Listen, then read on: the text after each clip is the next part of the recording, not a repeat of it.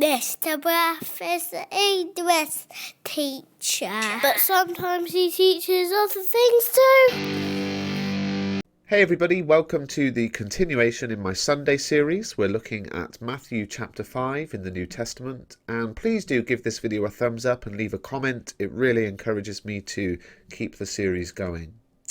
So, Matthew 5, I'm going to break it into 2 weeks worth of videos because it's a very complex and often, I think, misunderstood text. We're looking at the Sermon on the Mount, not to be mistaken with the Sermon on the Plain from Luke chapter 6, which is a similar message, but I think given at a different time. Jesus would have no doubt travelled around and given numerous messages at the same time, just as perhaps as a teacher I might teach one group a poem and then another class the same poem. It's the same content delivered at a different time, which explains any of the slight differences between the two messages. So we're going to have a look at Matthew chapter 5. Now, when Jesus saw the crowds, he went up on a mountainside and sat down. His disciples came to him and he began to teach them. First thing that I want to note here, which is just an interesting contextual detail, is that Jesus sat down. Now, in today's teaching world, we have the teachers, more often than not, stand and the students sit. But in Jesus' time, the teacher would sit down and the students would have to stand. So imagine if that was still the way we did things today, and when you went to school you had to stand up all day. I guess the idea is that it's respect for the teacher, allowing them to sit, and also it would keep you awake as the student because you'd have to be, stood up. You can't fall asleep standing up so easily. Just an interesting contextual detail. Now have a look at this because this is often overlooked. His disciples came to him and he began to teach them. This is a message for the disciples. In other words, this is a message for followers of Jesus. This is not a message for everyone. And actually, what Jesus is about to go through in the Beatitudes and the Sermon on the Mount really won't make sense to non-Christians because the Christian approach is completely upside down to the world's approach.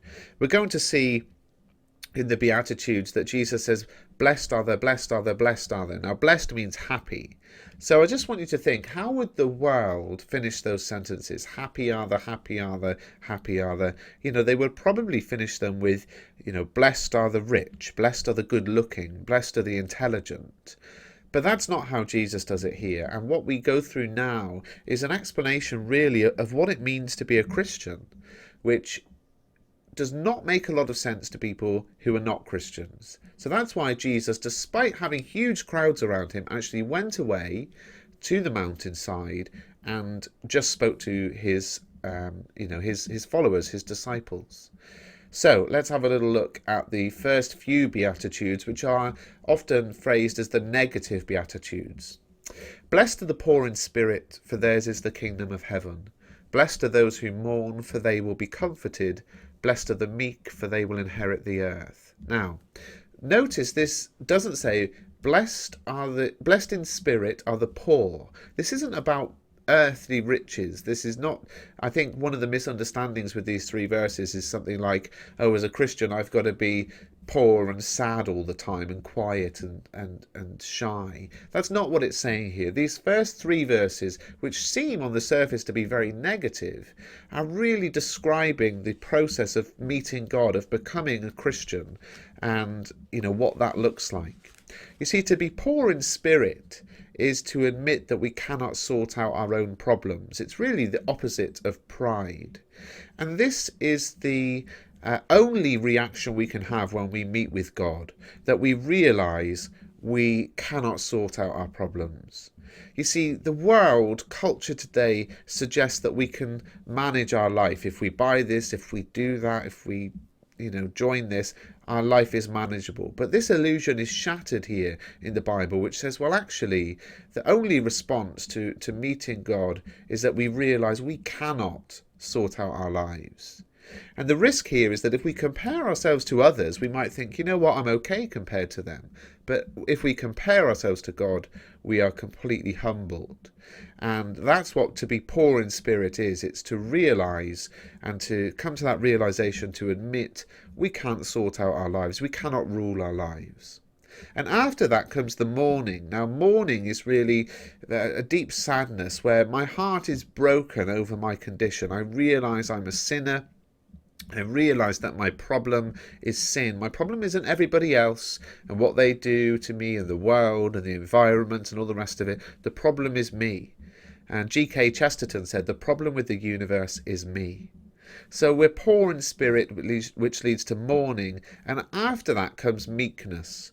The idea being that when we see that our problems are beyond us, and that our problem is sin, we become meek. It humbles us. We realise that we're not so great after all. We're not so amazing as perhaps our pride made us feel.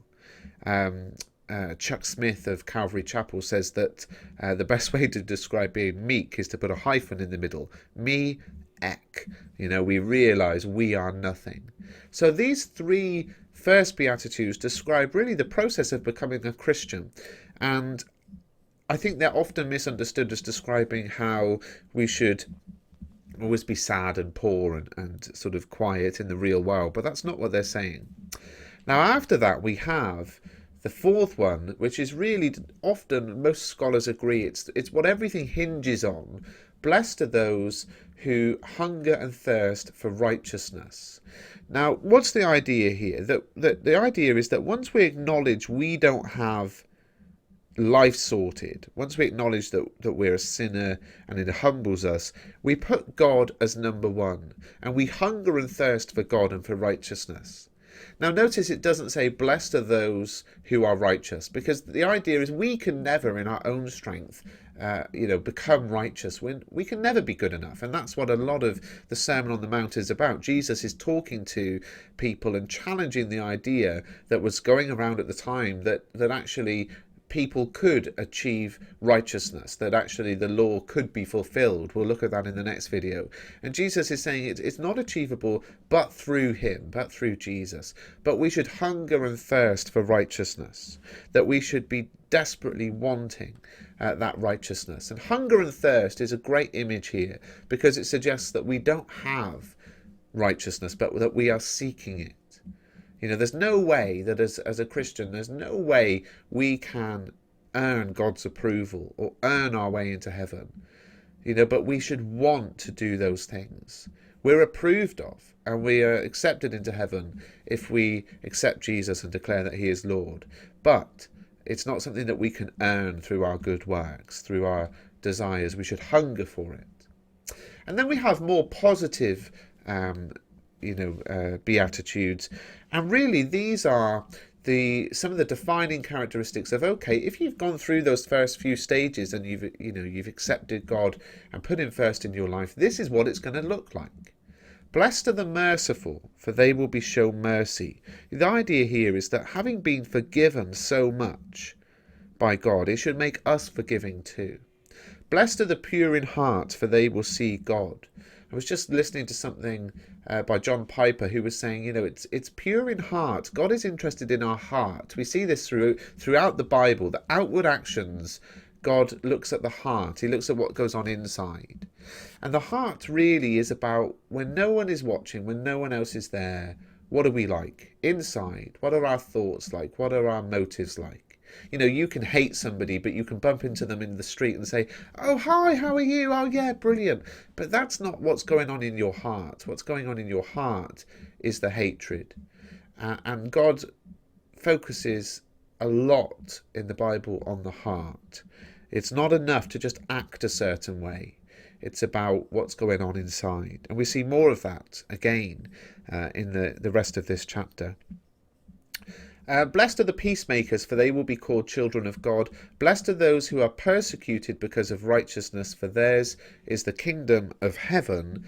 And blessed are you when people insult you, persecute you, and falsely say all kinds of evil against you because of me. Now, I just want to talk a little bit here about persecution and what persecution is. What persecution is not is people saying all kinds of evil things against you, persecuting you, and being horrible to you because you're an idiot.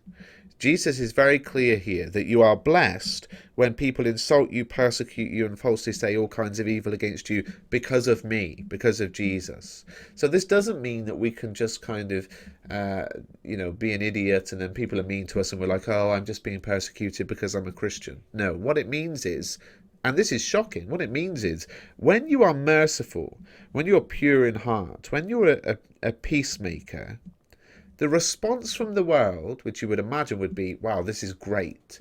These are the kind of people we need in the world. But the response from the world is going to be persecution, just as Jesus experienced that persecution. Now, you could be watching this video anywhere in the world, but I know for me here in the UK, persecution as a Christian doesn't mean a great deal compared to a lot of other people in the world. Statistics show once every 5 minutes, somebody is martyred, somebody is killed somewhere in the world for being a Christian. There are lots of places where it is illegal to be a Christian.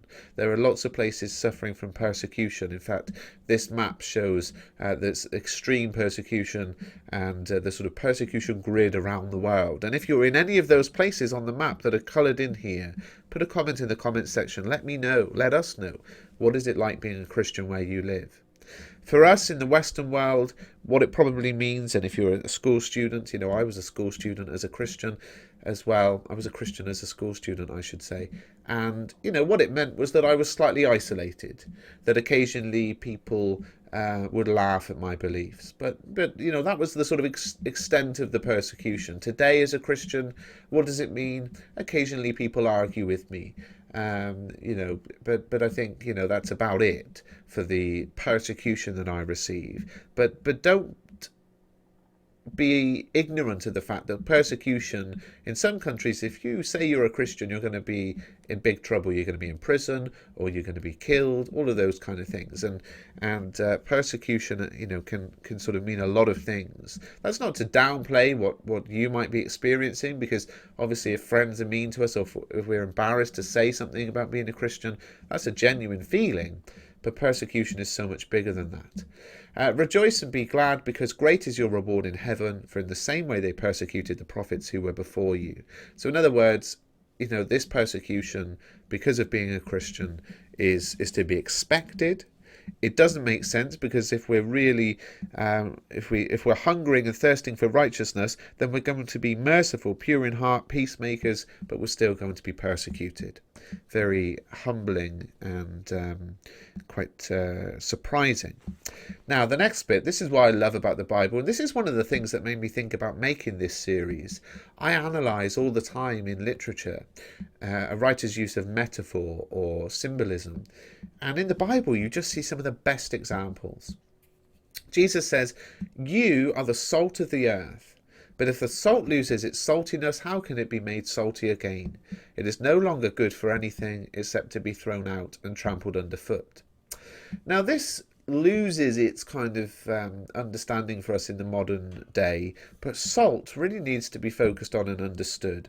So the first thing to say about salt is that in Jesus' time it was very expensive, it was very valuable, and there's an inherent idea here from Jesus that we are valuable, that God values us, and that we need to realize that we are valuable to God. Today, salt is incredibly cheap, but it wasn't in Jesus' time.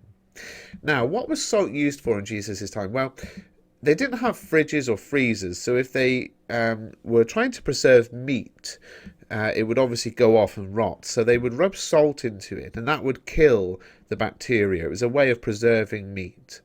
And what salt does is a couple of things. It preserves and gives flavour. And as a result of that, we should give flavour to the world. We should be improving the world as Christians. The other thing about salt is it is instantly recognisable. For a period of time, I taught GCSE religious studies. And one of the things that I did in those classes was I got some pieces of apple and I covered some in sugar and some in salt, and we played a game with the students where you would pick one and eat it. Now, As you can imagine, salt is instantly recognizable. The second it touches your tongue, you know you're eating salt. Last night I was eating some popcorn, which was like sweet and salty, which I've never had together. And you knew the second you ate it what it was. And that's the same for us as Christians. We should be instantly recognizable.